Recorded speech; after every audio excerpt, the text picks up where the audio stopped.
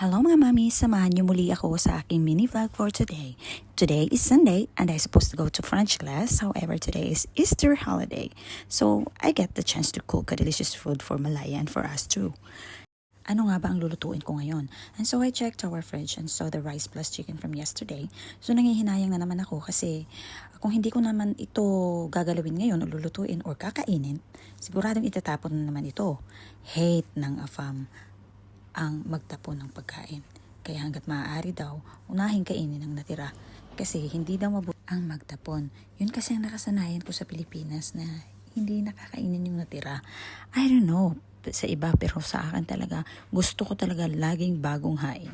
One day nag-insist talaga ako sa partner ko na hindi nakakainin dapat ang mga natira na. Kahit pa isang araw o dalawang araw pa lang yan.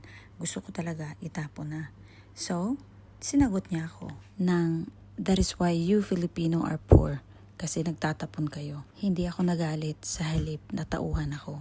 Oo nga naman, mahirap tayo mga Pilipino, talagang well known tayo na isa sa mga pinakamahirap na bansa. Pero bakit lagi tayong nagtatapon? Doon pa lang sa phrase niya talagang natauhan ako. Kaya starting that day, hindi na talaga ako nagtatapon. Nag-i-improvise ako ng mga pagkain. Kung ayaw ko na ng paulit-ulit, ayan, ginaganyan ko. Tapos ilalagay ko na naman yan sa oven, lalagyan ng cheese, kung ano-ano pa. Hanggang sa makain talaga dahil iba na namang putahe although it's from yesterday. While waiting for our food, inihanda ko na naman ang pagkain ni Malaya. Siya nga pala, homemade ang pagkain niya. Hindi kami bumibili sa store for her food kasi sa mga dahilang, una, industrialized. Hindi kami sigurado kung anong mga nakalagay doon. Second, mas gusto ni Malaya ang homemade. Mas masarap, mas malinamnam.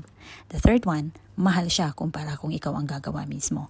Gaya nga ng sinabi ko sa nakaraang video ko, practical kami dito. Savings plus retirement ang inuuna namin, ang pinaghahandaan namin para sa mga sarili namin kasi dito hindi pwedeng umasa sa mga anak kapag ikaw ay tumanda na o magkasakit.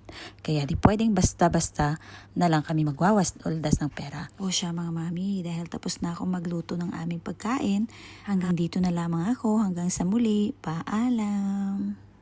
Thank you so much for watching!